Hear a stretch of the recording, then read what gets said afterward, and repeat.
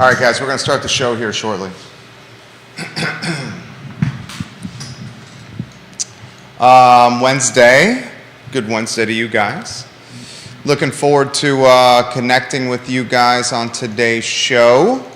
We will have some reaction on the story in the Daily Progress today. That story written by Alice Berry, published online 4 hours ago, about more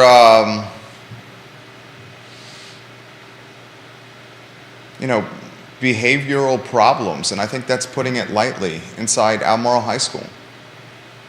We have been in front of this story and relaying this story to you on the I Love CVille show for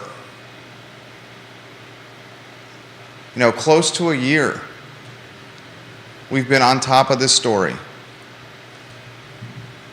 We'll highlight some of the reporting from the Daily Progress about Albemarle High School on today's show and offer some reaction. We're also going to talk on today's show the best restaurant space that's currently available. There is space in Charlottesville and in Albemarle County and in Central Virginia that is available for restaurants. Space that used to be the home of restaurants we would patronize in the area. What space that is currently available locally is the most promising? I'll throw out some early suggestions and encourage you, the viewer and listener, to also offer ideas. Here's some suggestions of vacant restaurant space currently. Wild Wing. Wild Wing Cafe on West Main Street is a bona fide place. The Piedmont on Pantops, also formerly called Shadwell's. World of Beer. Have we forgotten World of Beer? I mean, they have a great inside space, a great outside space. Peloton Station, one of the best. One of the personal favorites of yours truly, Peloton Station. Fellini's downtown in an Italian institution. Anna's Number 9 on Maury Avenue, although I'm hearing both Fellini's and Anna's Number 9 have tenants waiting to go. We'll talk about that on the show today. We'll talk I'm going to ask you this question. Of the three that I'm about to identify, what has the greatest impact? CVille upzoning, more density in Albemarle County, or UVA buying property? What's going to have the greatest impact? We'll talk about all these things and more on the I Love CVille show today. Judah Wickhauer, you have two-shot ready to go? Yeah. Okay. Looking forward to chatting these topics with you, Judah. I'm ready to go when you are. All right. Quiet on the set. Get me a water when you can. Water bottle, yeah.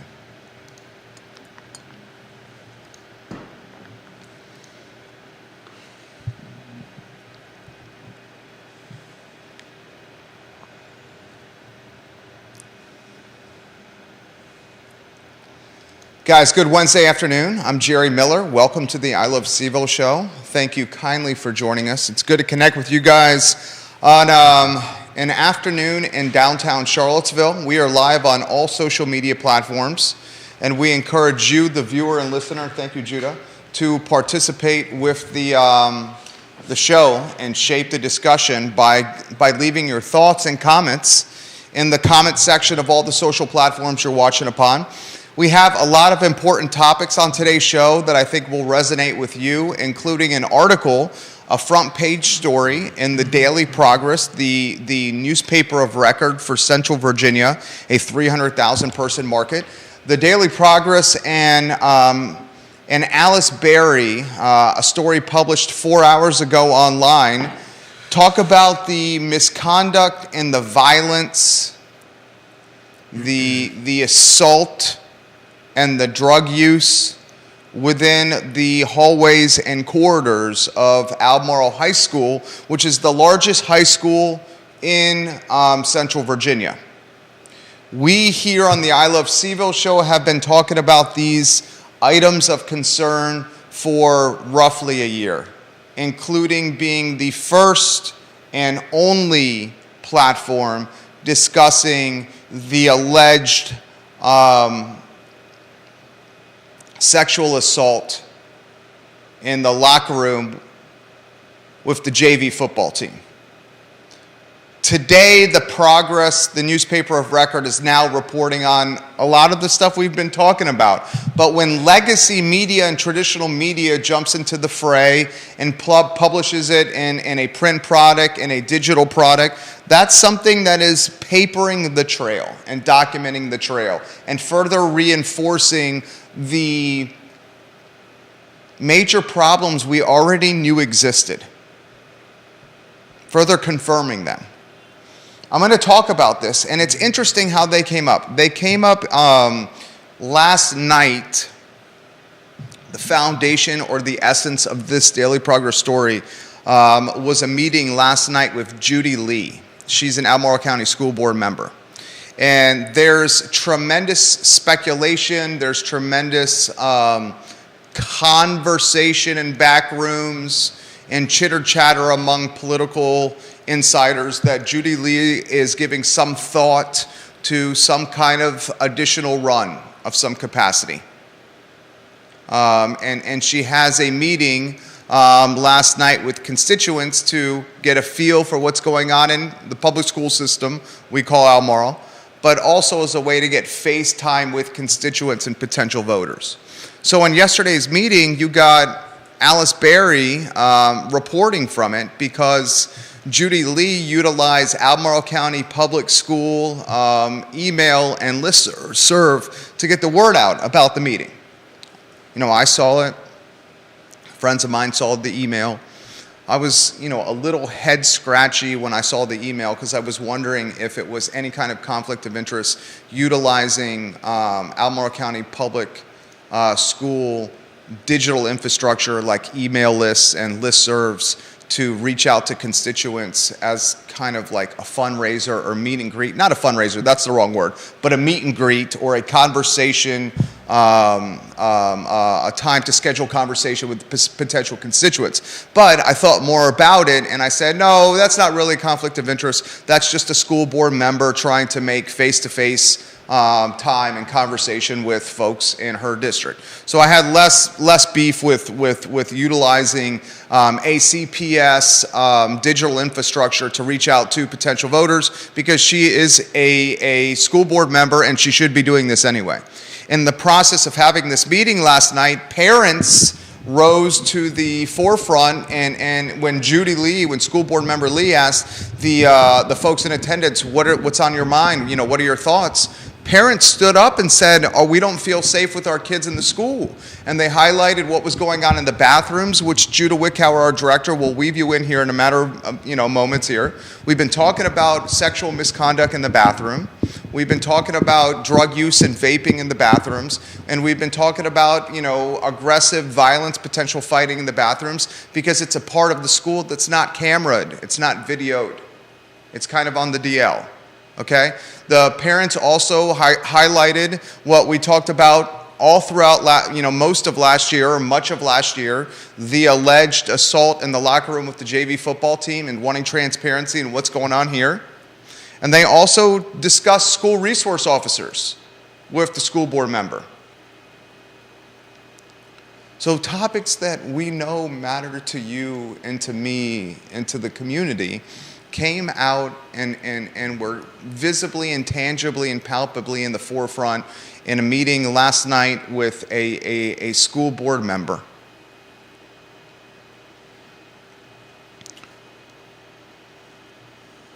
The article should be of no surprise to you.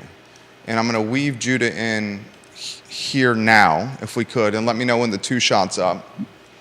What did you say in our pre-production meeting? First, good afternoon. Looking forward to doing today's talk show with you. What did you say in our pre-production meeting? It's like, I said, we've been talking about what the Daily Progress reported today. We've been talking about it for much of a year. And then you said... I think I said it that kind of thing has probably been going on for a lot longer than we've been talking about it. Exactly. That's the concerning thing, is we've been talking about this for close to a year, and Judah's like, this has been going on for longer than that, too. And it's now in the legacy media, Judah. Yeah, I mean, I think I just meant that similar to what we were talking about yesterday, these kinds of things are not new to anywhere. Kids aren't coming up with new ideas. You know, they may be using new technology in new ways, but saying that, you know, all of a sudden kids are misbehaving at school or in locker rooms is obviously nothing grand, and nobody's really surprised. I think. See, I take a different approach. I think we're just surprised that nothing is being done about it. Okay, that's fair. There you go. That's fair. I mean, I remember when I was in high school, some kids had like crawled up in the ducts above I think it was the girls' locker room or something, and there may have been a video camera involved, and, you know, some kids got in trouble. That's not to say that any of what's going on now is right or that it shouldn't be addressed, but it's just, this kind of stuff has been happening as long as there have been teenagers. Right? Devil's advocate, sake of a talk show. $18,000 plus a year it costs to educate a student in Albemarle County public schools. $18,000 plus a year. That's a lot of money. $18,000 plus per year a student at Albemarle High School. Top 10% in the Commonwealth of Virginia on per pupil spending. Albemarle High School. Top 10%. Okay. I'll give you this kind of like, fighting's happened in high schools forever. Give you that. I'll give you that vaping in the hallways is essentially smoking cigarettes in the hallways from... Or the bathroom. Or the bathroom from 20 years ago. I'm not marginalizing it. I'm There's not even saying a song kids. about it. I'm not, yeah. Well, how does the song go? Smoking in the boys' room. Smoking in the boys' room. Smoking in the boys' room is vaping in the boys' room. Or the hall or wherever. We're not marginalizing it. We're not saying it's yeah, okay. I'm not marginalizing any of this. I'm not marginalizing any of it either. We got to emphasize that because people are going to say we are. We are not doing that. But vaping has been going on forever. Fighting in high school has been going on forever. Vaping's been going on forever. What is cause for concern is this. This is what's cause for concern. Any kind of sexual misconduct is huge red flag. Definitely. Fighting and vaping are in a completely different category than sexual misconduct. I would agree. Any sexual misconduct raises red flags, and we're hearing of sexual misconduct. Yeah.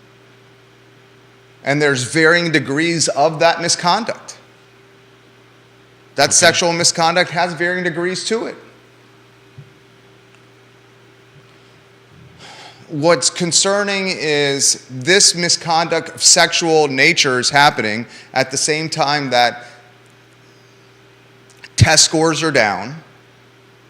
We have an educational system in Albemarle where you're not allowed to really fail kids. They've let go of the officers. What do they call them? School resource officers aren't in the hallways anymore, the SROs. And in the Daily Progress article, the parents are screaming for SROs to come back. Yeah. So this is, it's a microcosm for a larger problem. And the microcosm for the larger problem is the school board and the superintendent's office not listening to you and I, the constituents and the parents. That's the bigger issue here. And I can put it in perspective for you. I'm putting it in perspective by the parents in last night's meeting with Judy Lee saying, get the school resource officers back in the hallway. And we've been saying that for a while, and they're still not there. Yeah. The parents have said in a meeting last night with Judy Lee, what the heck happened with the alleged sexual assault with the JV football team and the locker room? We want some details. And I understand why they do. Yeah. And the parents in a meeting last night with Judy Lee, the I school can't board believe member, that hasn't are been saying, resolved. right, The parents in the meeting last night with Judy Lee are saying, what's going on in the bathrooms? It's scaring the hell out of us. It's like the Wild West in there. Because there's no cameras, people are doing all kinds of stuff, and the average student is afraid to go in there, okay? And this... That doesn't mean we think that there should be cameras in kids' bathrooms. I don't think there should be cameras in kids' bathrooms, but perhaps the bathroom should have... And it's been a common theme in the I Love CVille show over the last couple of weeks: better shoe leather and foot patrol, and some kind of like walking the beat strategy. Yeah.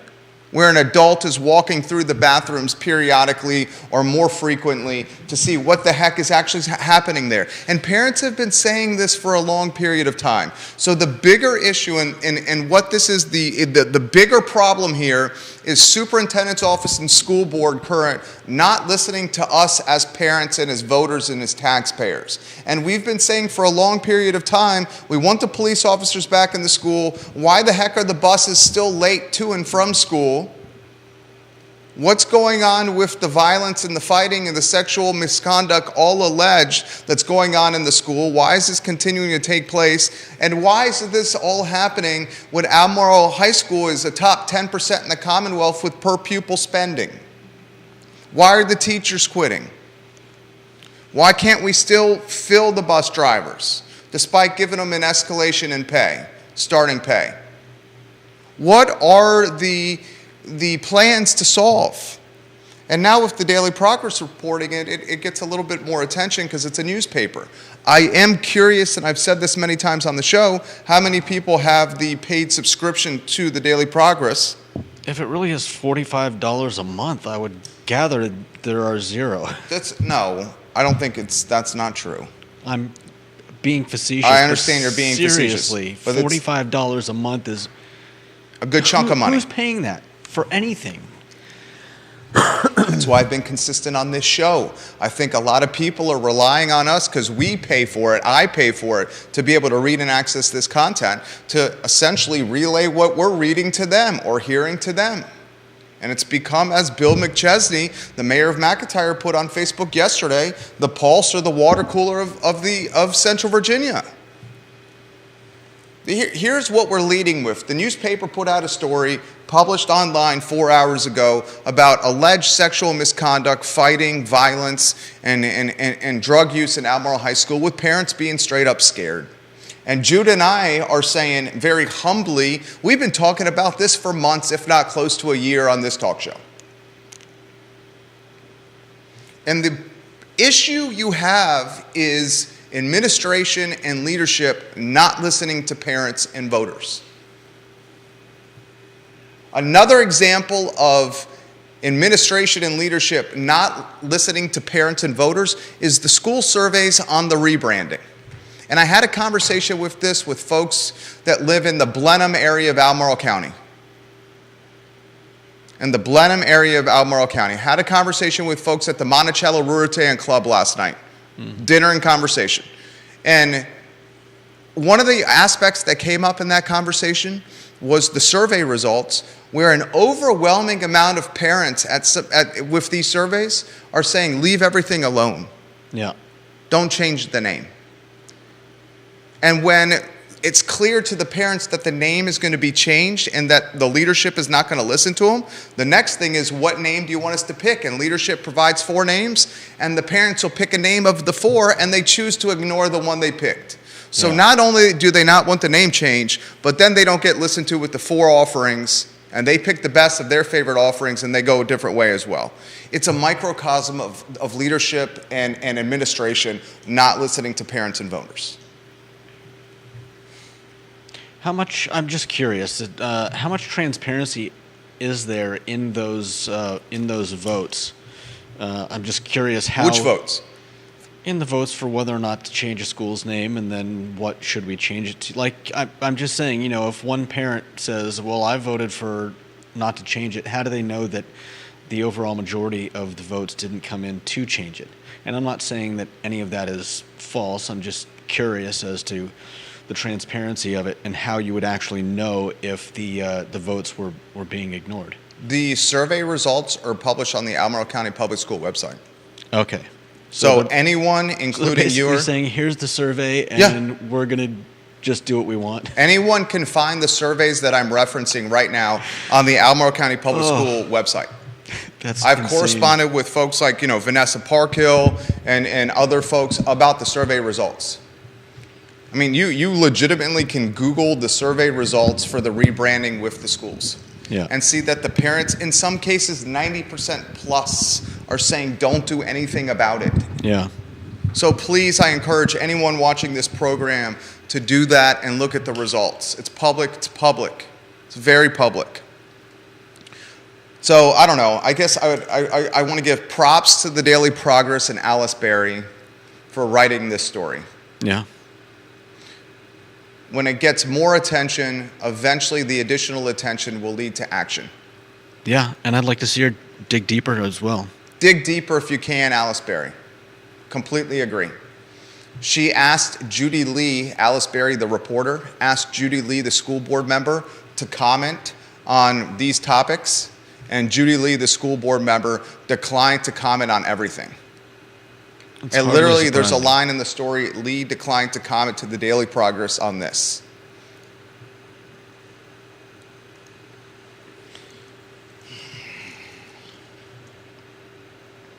It's an interesting phenomenon that's happening this year is there's 4 spots of 7 on a school board and 3 spots of 6 on the Board of Supervisors that are all coming up for re-election in November. It's a phenomenon that because these positions are 4-year positions, so the next time 4 on the school board and 3 on the Board of Supervisors comes up again is 4 years from now. It's a crossroads of potential change. There's potential change because of that voting dynamic. Anything you want to add to that?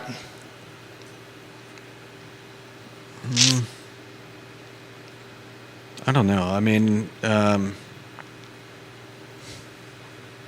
not a parent, so it's hard for me to comment on a lot of this. I know if I was a parent, I would certainly be, what's the word? Enraged? Infuriated?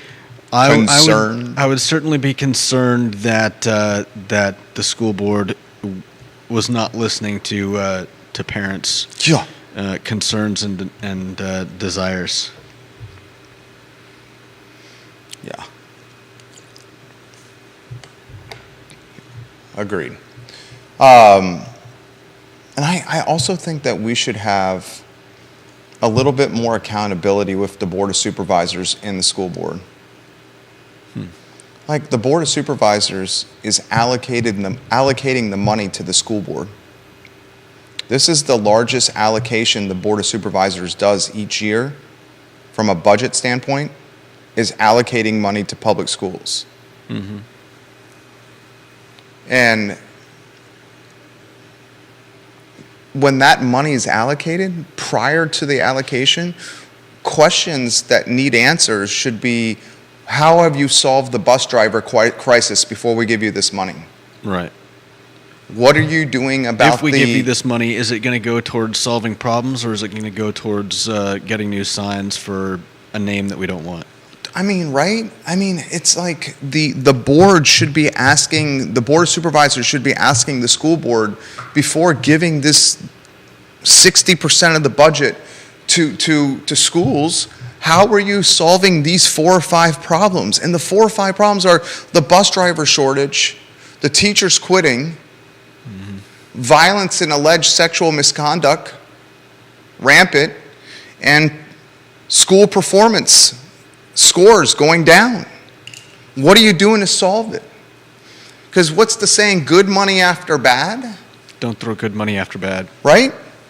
I mean, why aren't those conversations happening in more frank or persistent, or I don't want to use the word aggressive, but I mean like inquisitive or challenging or help in a hold them accountable kind of manner?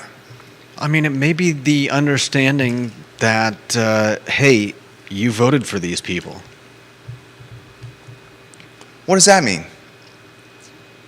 That means I mean, it's the same as our city council and any other council or group that you vote into power. And then you're going to say, well, hold on a minute. Maybe we shouldn't give you quite as much power. We want to oversee what you're doing. Well, who is in charge of who watches the watchmen? Basically, what I'm saying is that if you vote for and I really don't want to get political here, but if you vote for a bunch of people of a certain political persuasion and they do all the things you would normally expect those people to do, and then you put your arms up in the air in outrage and say, why did you do that? Maybe the question has less to do with the actual people that were voted in and more to do with why you're voting in people that continually do those kinds of things. I think that's 100%. Well said. 100%. 100%. And one of the items that came up in my conversation last night was apathy. Was what? Apathy. That apathy has apathy potentially set in. How so? With the board members? With folks thinking that their vote matters anymore. Oh. In an area that's dominated by one party. And I try to explain that that's the most dangerous of all feelings. You're saying thinking that their vote doesn't matter. Right. And the most dangerous of all feelings is voter apathy. I mean, anger and infuriation and rage or inquisitiveness or uncertainty, those feelings, they breed action, human action. But apathy breeds nothing and laziness and no action. Inaction, yeah. That's the most dangerous of all voter, sentimentalities or mentalities is apathy. It's definitely easy to fall into that pitfall when you're in an area that's heavily weighted to one direction or another. Especially when you're in an off year, when there's no presidential election, and no governor's election. Especially in an off year. So, What does that have to do with, like, school board elections? More people go and vote when there's a president on the ballot. Yeah. And then more people go and vote at the second most clip when there's a governor's race on the ballot. I got you. Yeah. President gets people out. Definitely. November's an off. There's neither. Mm-hmm. I don't know. What do you think, viewers and listeners? I want to talk restaurants, too. Put your thoughts in the feed. We'll relay them live on air. I want to talk more reaction to the murder in Belmont and what's next. I think we all realize we're going to be watching closely as the police chief is on the job officially on Monday. I think we're going to be watching pretty closely, as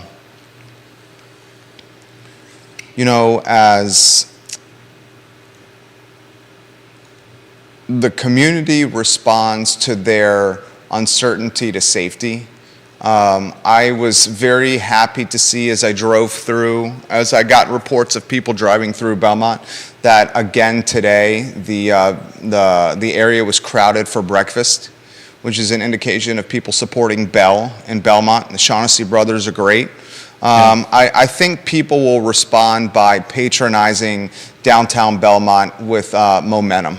And I would not be surprised that if it's a really strong week or 2-week run in downtown Belmont, as people make an effort to go out of their way to go there for dinner and for happy hour and for drinks to show their support.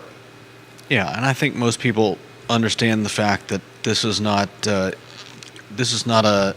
Belmont issue. This was, certainly a Charlottesville issue, but it was random in terms of area and positioning. I like how you said that. I would even say it's a Central Virginia issue. Yeah, I mean, it's certainly a Charlottesville and Albemarle County issue. Yeah, I would say maybe Central Virginia. Yeah, well, I didn't mean that it was. Again, I didn't mean that it was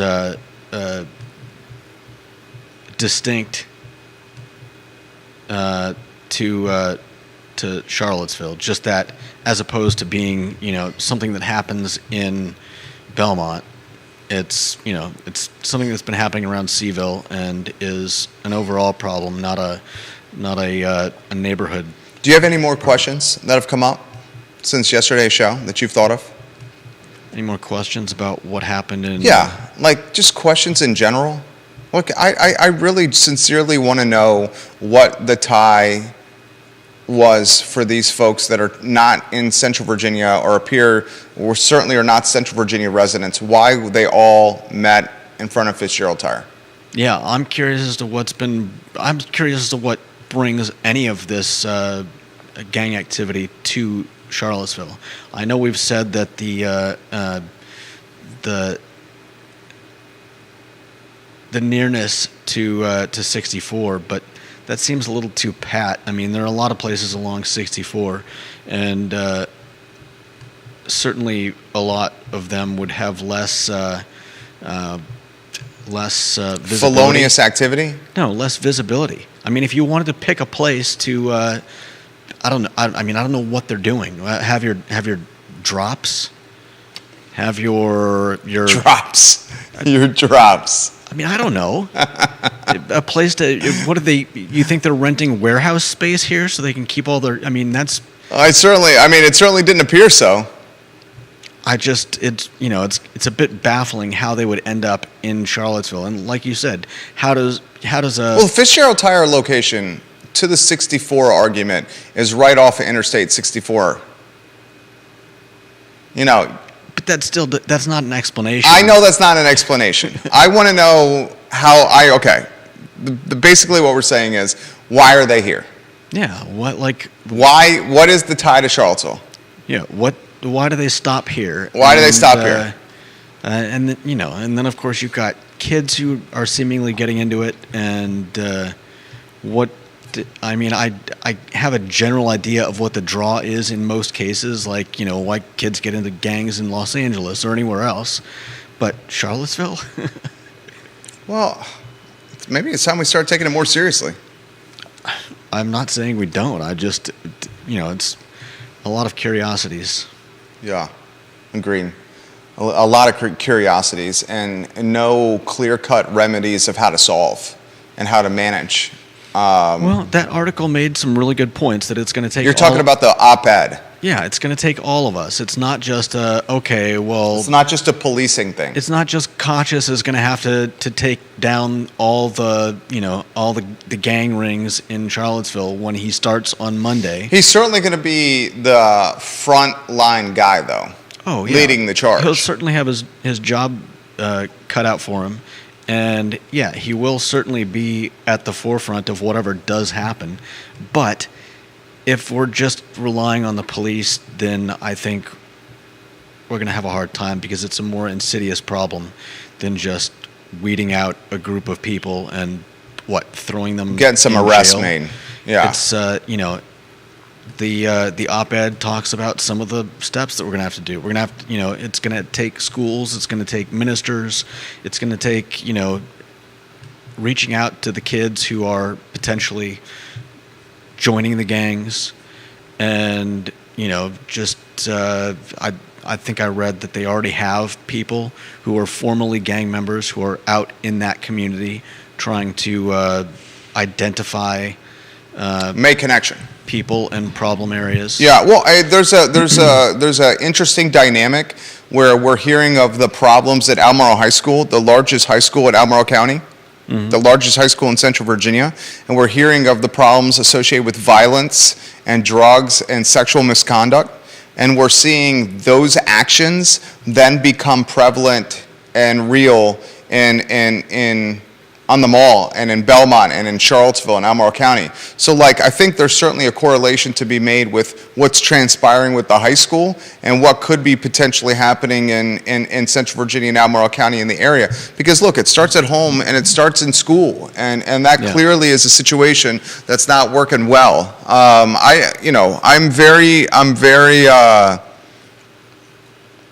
want to be optimistic with the new police chief that's here. I want to be optimistic because I'm an optimistic guy, but I think he may have underestimated what he has in front of him from a challenge standpoint. When he took this job, since he's taken this job, What are you basing that on? since he's taken this job, you got the shootout in Belmont, you got the corner incident, the one outside the watering hole Yeah. on in Belmont, 14th Street. You have the city attorney and a city councilor resigning and quitting, and you have the community at a most concerned level that I've seen in a long time. If Yeah, there we was do- some we- kind of index that tracked community confidence or community concern, I would say the needle is way at community concern right now, more so than when Kochis took the job. Okay, we do have all that stuff, but we still need somebody in the position, and it sounds more like you're saying that he may have bit off more than he can chew. No, I'm- I I'm- think, I didn't say that. I think that he underestimated the challenge ahead for him. Maybe. That's what I'm saying. I'm still not sure what you're getting that information from. Well, what I just explained. You just had a shootout in a neighborhood in Belmont. That happened after Kochis took the job. Yeah. The shooting in front of Boylan Heights, in front of the bar on 10th Street, 14th Street, happened after Kochis took the job. People are more worried now than they were when Kochis took the job, and they were already worried then. That's my point. And he's still got a serious issue with filling. I mean, think about the problem he's going to have here of filling the department, okay? Here's the issue. Here's what we know with Charlottesville City, right? Real estate's really the most expensive it's ever been right now. Charlottesville City, right? It's also a political climate or a human mindset climate where a lot of people in Charlottesville City don't like the police right now, right? The jurisdictions around Charlottesville City can pay more money than the Charlottesville Police Department can pay. And then they have a quality of life or a cost of living is a better phrase, that's lower than Charlottesville City. Freaking challenging to fill the department. Not only is he going to have to deal with the policing and would you call it a spate of crime? Is that what you called it? The recent spate of crime, Yeah. of violence that's happened, but he's also had to deal with those headwinds with hiring.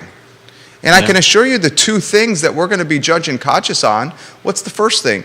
Is crime going down and do we feel safe? And the second thing is, did he fill the department? Aren't those the metrics you're going to judge him on? I would think so, yeah. I mean, and those are, I mean, there's a reason he's paid, what, 200K plus when you factor in everything? All the perks and all the bells and whistles and all the medical and compensation and all that?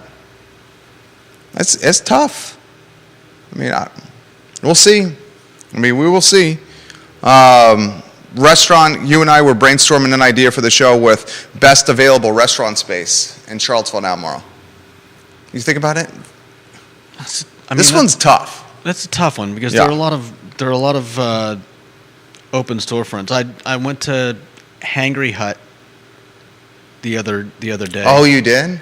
I'm seeing their signs all over town. Yeah. They have Is it good? way Tell too us many where it signs. is.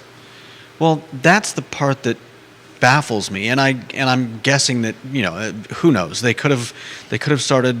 So you may or may not know that the subway at the bottom of Pantops is now closed. The subway at the bottom of Pantops is now closed. Is that the subway in the Food Lion Shopping Center? Yeah, The Lazy Parrot Shopping Center. yeah. ABC stores in there too. That subway is closed, and it's been getting the interior has been getting remodeled. I didn't know that. Judah Wickhauer breaking a little bit of news here.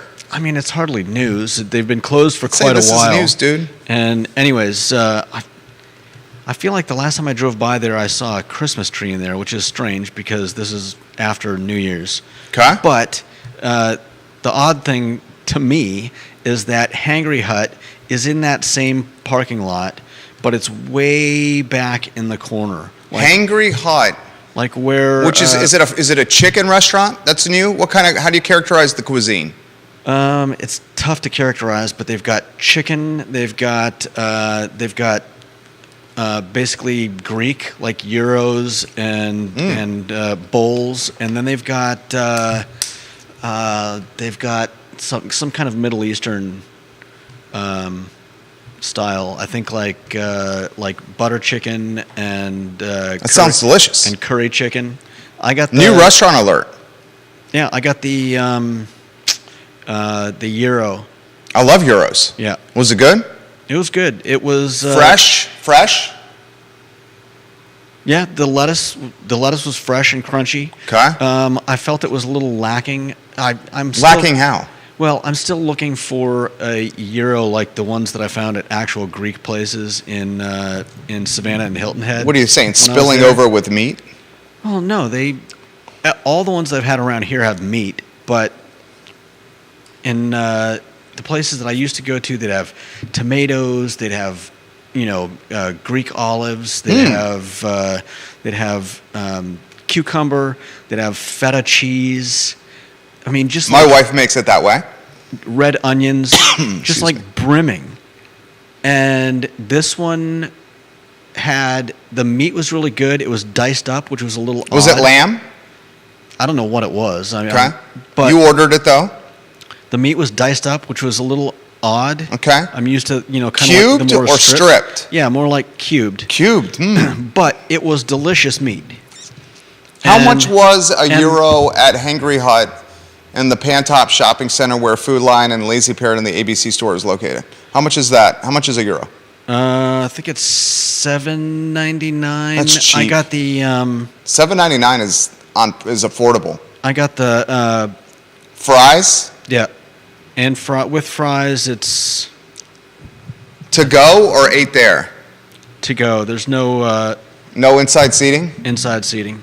Hangry Hut or a review one- from Judah Wickhauer. One thing for anyone that hasn't been there and is thinking about it and has seen one of the 500 signs around Charlottesville now. dude. Way too many signs. But Way here's- too many signs. So they're putting the signs in the medians around Charlottesville. Yeah, here's the thing. That's technically a their- little ballsy. Their BOGO deal, Yeah, buy one, get one. get one. Okay. That was only for the day they opened.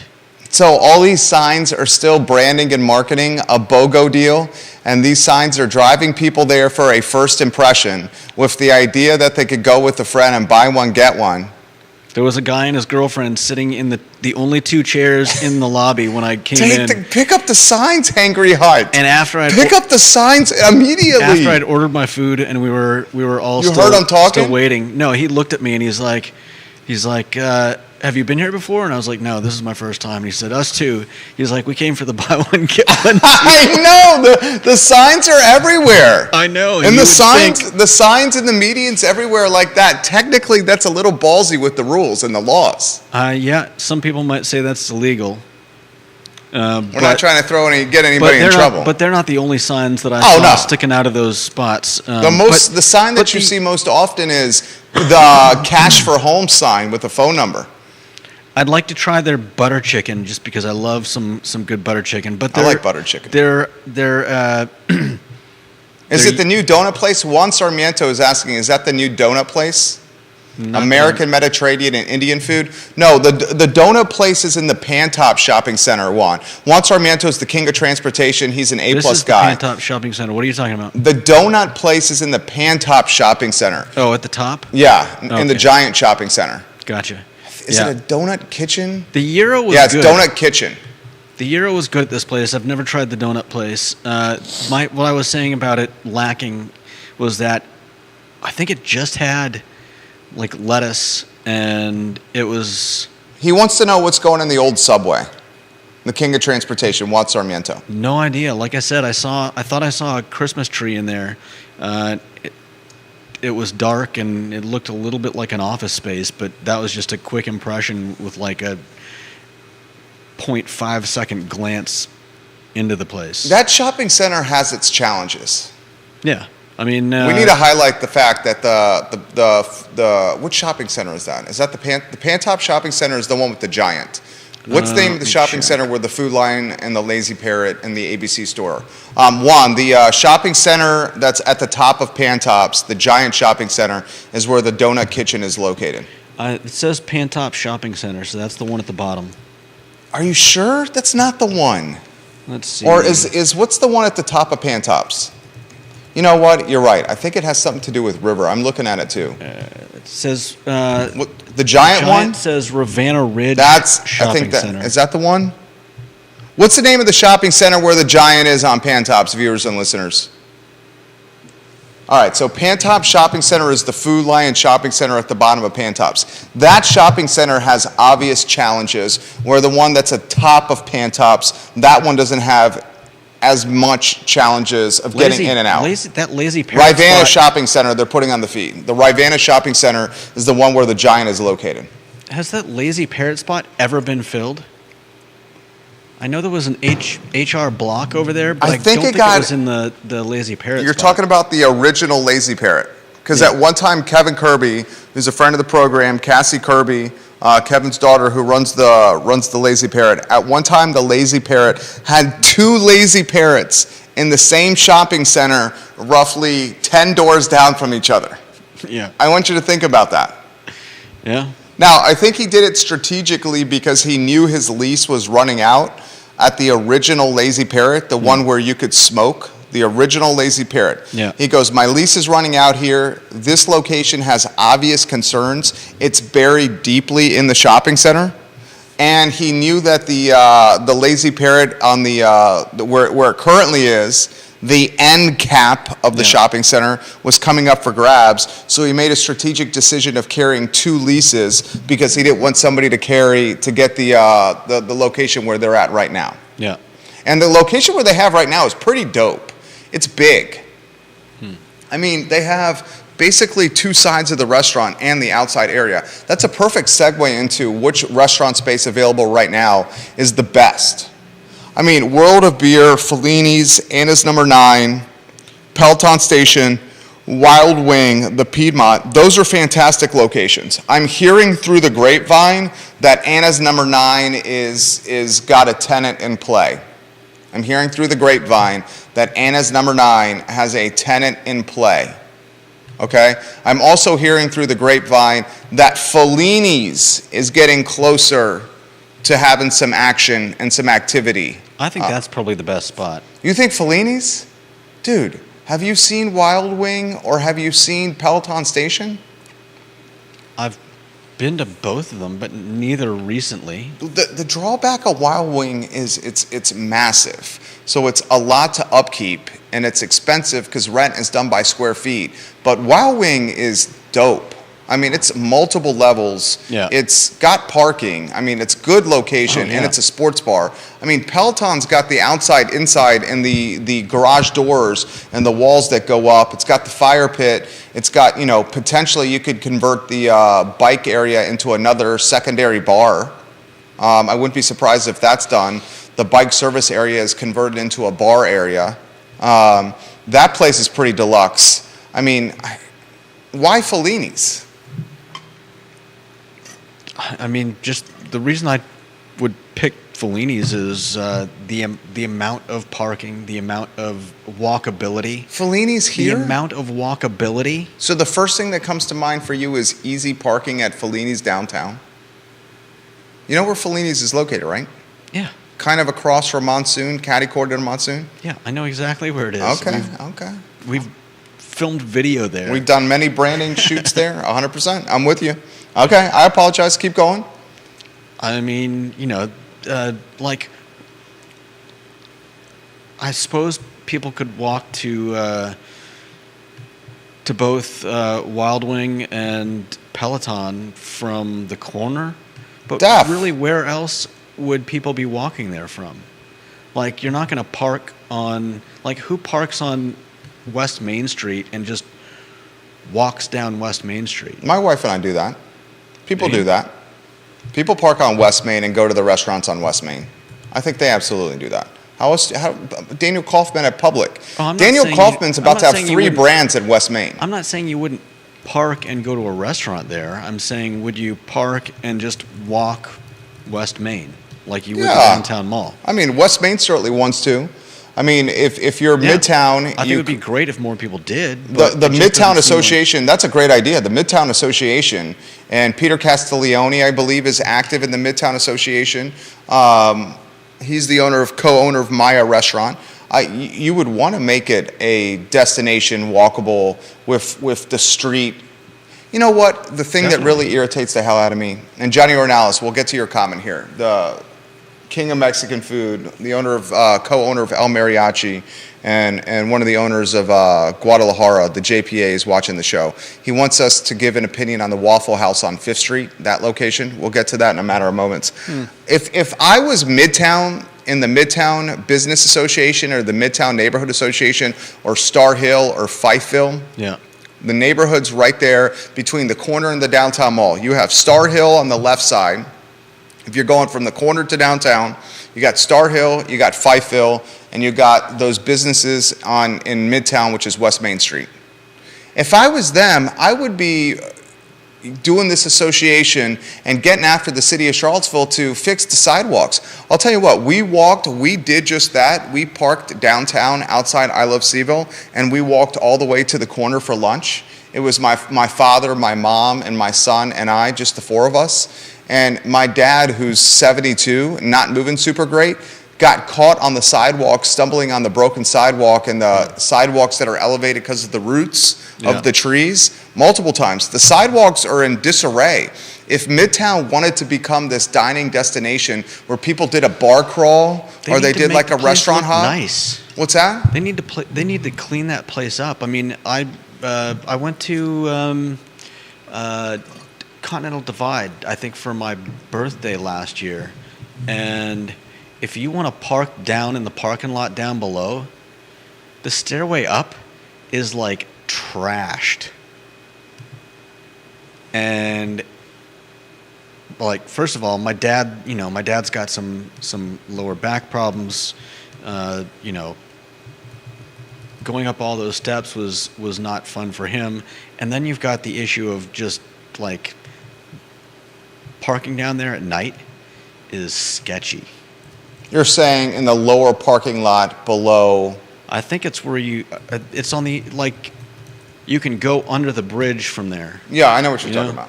I don't really know that area What'd you see in the that parking well. lot? I think it's part of the, like, train Yeah. parking. That's the side parking lot off of, not the primary parking lot on West Main, the side one under Guajiros.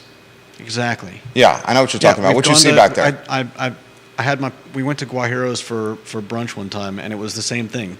Going up the stairs, it's like nobody's cleaned those steps in 5 or 6 years. Easy. Probably longer. Okay, well, And you could just park on West Main and walk up and down West Main.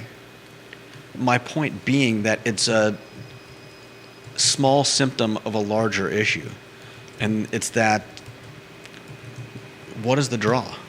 I feel like West Main just doesn't have a, like you were talking about branding earlier. What is the brand of Midtown? Midtown? Like, I get it, there are stores down there, but I don't really know what they are. The brand of Midtown is a dining destination. When you're in Midtown, the shopping area between the UVA corner and the downtown mall, West Main Street, it's restaurants. That's the draw. But there's a lot more than just restaurants. If you think about it, it's not a ton more. I mean, you have Eloise, you have the One Bridal Salon, you have Shenanigans. Yeah. Okay? Eloise, the One Bridal Salon, Shenanigans. You have higher education. I think there's a tattoo shop. Yep. There's a tattoo shop. Okay? You have the ABC store. You have Daniel Kaufman's retail bottle shop that sells wine bottles, right, on West Main. But besides that, the draw of West Main is restaurants. And Star Hill, the neighborhood, and Fifeville, the neighborhood, have to realize that the success of those restaurants on West Main, in a lot of ways, will determine their property values. Just like we saw with Belmont. Belmont, in a lot of ways, was made cool and Tony and prestigious and the place to live because of Mas Tapas. Yeah. When Mas Tapas opened in downtown Belmont started getting patronized by people that were otherwise afraid about downtown Belmont. They thought Belmont, and I lived in Belmont before it was what it is today. I lived in Belmont when it was blue collar, when it was, you were kind of looking over your shoulder at night when you were walking. Okay? And Mas Tapas basically took Belmont from being blue collar to being, lack of a better phrase, white collar, yuppie, young professional, young family, $500,000, $600,000, $700,000 homes. In a lot of ways, that Mas Tapas effect, it was the same effect that Beer Run had with, Woolen Mills, Hogwaller. Beer Run made that area what it is. Yeah. Josh and John made that area what it is. Fifeville and Star Hill, their values are undoubtedly associated with the longevity and the institutional success of the restaurants on West Main Street. Yeah. And if there's a brand of West Main, it's Dining Destination. And if you want to optimize the brand of Dining Destination in Midtown, if you're Peter Castiglione or you're Daniel Kaufman, Daniel Kaufman really should take a strong, really Peter and Daniel.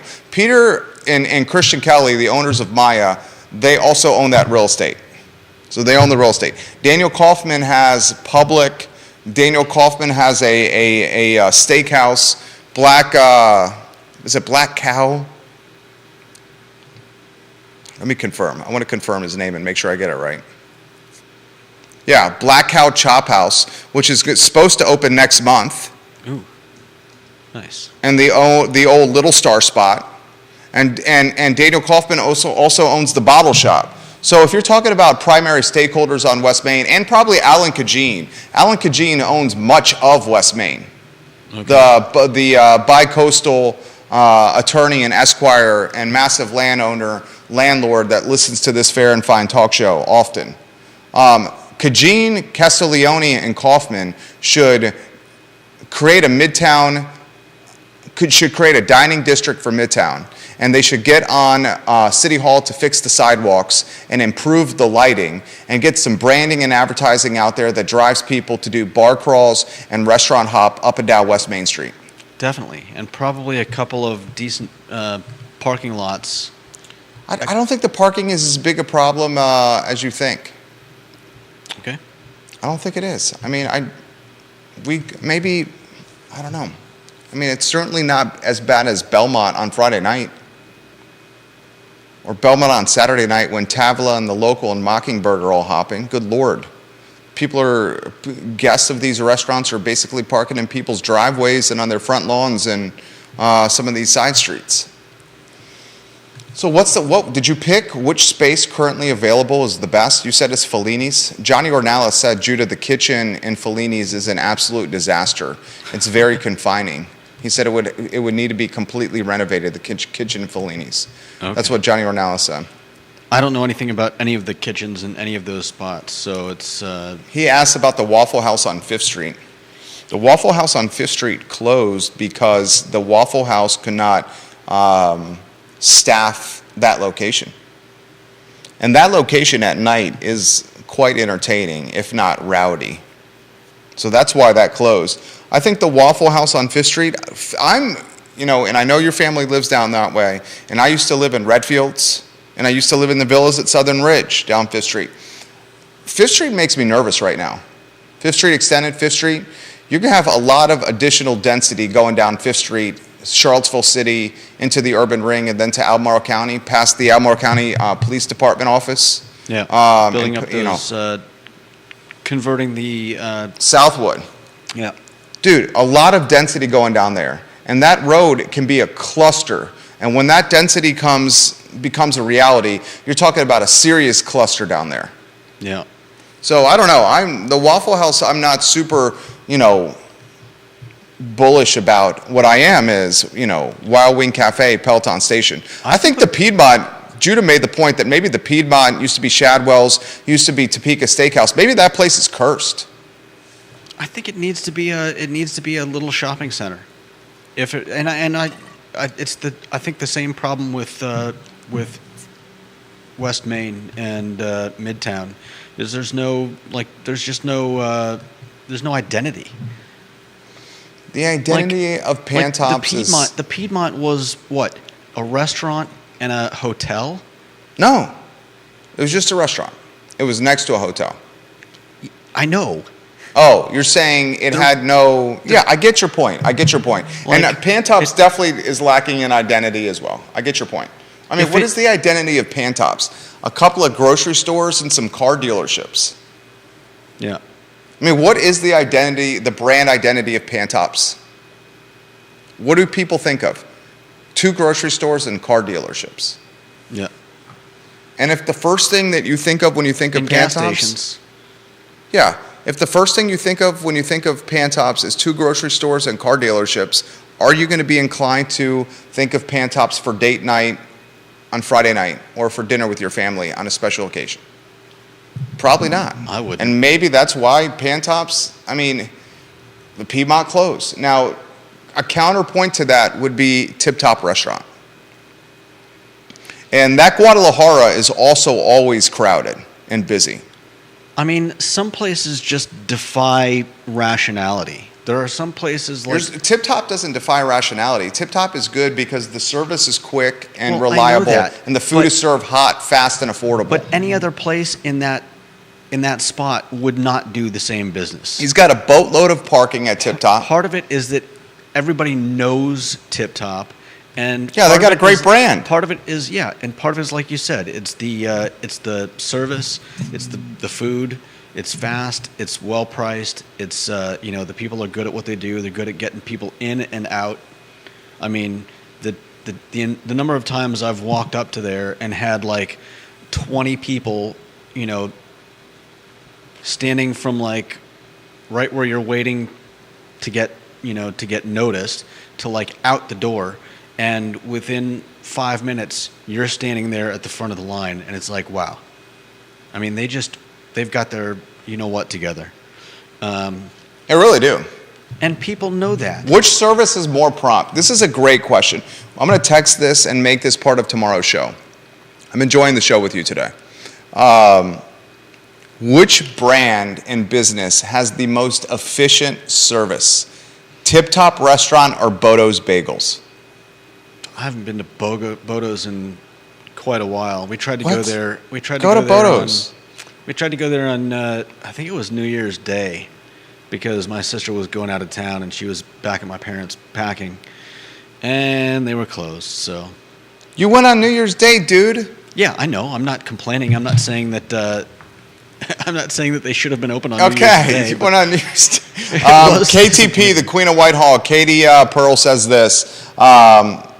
The stairwell by Guajiros, she had to park down in that lower lot that you parked down with 5 kids, and they walked up that lower lot to Guajiros. Yeah. She said there were leaves all over the steps, and she was terrified Yeah. someone was going to slip backwards on the leaves, Yeah. and there was no parking on West Main, or I would have opted for that. Janice Boyce Trevelyan also says parking on West Main Street is hard, so these are people agreeing with you that parking is quite difficult. She says, KTP does, that those stairs from that lower lot behind Guajiros up to West Main Street are a death trap. They're scary. And thinking about my dad going up those stairs was even worse. I mean, Well, I sure. could sprint Yeah. up them, no problem. But There's no way my dad would have been able to do those stairs. yeah, and yeah, it is. I mean, I know you can park on West Main. There but is a little bit of luck, to your point. I don't even go to anywhere on West Main anymore because it's too much trouble. Like it's one lane traffic. Good Lord, It's one lane so traffic. dramatic. No, I'm serious. That It's is just, so dramatic. okay, but the point is, it's all just street parking, and there may be some parking lots, but they're not advertised very well. And so, like I said, I don't feel like there's any place where I could just park my car and go walking for a few blocks to check things out. What is it with this town and freaking parking? There are places like Rodeo Drive where you Oh got my God, block. here we go. Where you got block. Judah with Rodeo Drive reference. Okay. I'm just saying, you've got block upon block upon block of like stores and restaurants and all kinds of stuff, and people have no problem finding parking and walking for like 5, 6, 8, 10 blocks. I think one of the things that also Midtown is so much smaller than that, Midtown Charlottesville, you're but saying. I feel it like it's lost opportunity. Warrior AG, Albert Graves, I agree. Tip Top is just great cooking. And Janice Boyce Trevelyan says Although I do have a problem with their gyro as well. Janice Boy, have you had the White Spots Euro? The White Spots Euro is pretty good. Now you have to deal with the UVA corner. That's the problem. The White Spot is a pretty good Euro. I've had White Spot. Just every time I go there, You get the know Gus what I'm burger. getting. Yeah, you get the Gus burger, of course. Albert Graves says he gives props to Tip Top. Janice Boyce Trevelyan says a big draw for her and her family is Dairy Market has parking. I think undoubtedly one of the popular aspects of Tip Top is the massive parking lot. Tip Top always is busy, and you never have a difficult time finding parking at Tip Top. Tip Top is also ridiculously efficient and fast with service. Does anybody balk at the price of the parking? At where? Dairy Market? Yeah. First hour is free. Is it? Every hour after that is a couple bucks. Okay. I mean, undoubtedly, Chris Henry and Mr. Paul Manning, when they developed Dairy Market, they realized that they could make parking into a profit center, and they certainly made parking into a profit center, and it's all automated. Yeah. I mean, there's no human in managing the parking. Right. Which it's a fat profit center for them. So props to them for coming up with that idea. They are, that model should be on the short list of restaurant vacant space that's most appealing. I'm not saying it's atop that list. I still think that of the ones that I've mentioned, Peloton Station, Fellini's, Anna's Number 9, World of Beer, the Piedmont, Wild Wing Cafe. I like the potential for Wild Wing Cafe and Peloton Station the most. I think you can put Dairy Market, like one of the empty stalls at Dairy Market, maybe in the top 10, top 15. I think of all the ones that I just mentioned, the Piedmont might be the most challenging. I'm shocked that World of Beer still is not filled. I'm shocked by that. I'm hearing through the grapevine that activity's happening at Anna's and Fellini's, so we'll follow that closely. I thought you did a good job today. Thank you. I'm disappointed.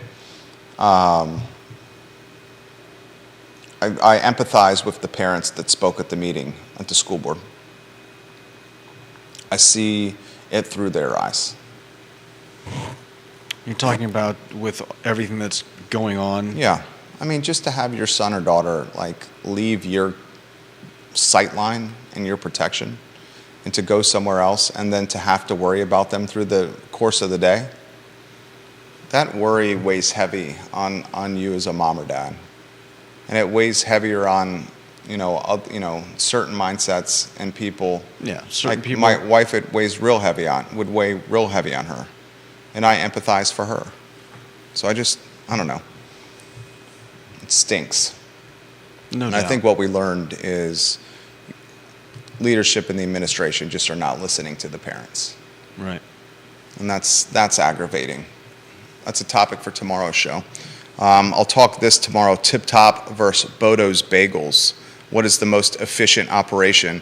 And I did not have a chance to get to this question. In Albemarle and Charlottesville City, which phenomenon is having the greatest impact? Phenomenon number 1 is UVA buying up a lot of property. Phenomenon number 2 is Charlottesville City upzoning the real estate in the city, making the zoning more flexible. Or phenomenon number 3, potentially expanding the development area in Albemarle County. It's currently at 5% of Albemarle County can be utilized for residential and commercial development. Folks are pushing to expand that developmental area. So of those 3 phenomenons, which would have the greatest impact on Charlottesville and Albemarle? That topic on tomorrow's show. Judah Wickower, Jerry Miller. When you see Judah Wickower walking around the streets of Charlottesville and Albemarle, roll down your window, holler at him, wave to him, honk your horn at him, scream, J-Dubs. If I'm not wearing my glasses, you may have to scream your name as well, because I probably won't recognize you. Judah's extremely talented and has many skills. seeing things from afar is not one of those skills or talents. So when you do see Judah scream, J-Dubs, this is Lee Elberson. Well, I would recognize his Jeep. Yeah, his Jeep. Jeep Vader. For Judah Woodcower, I'm Jerry Miller. It's the I Love CVille show. We'll see you guys tomorrow at 12:30.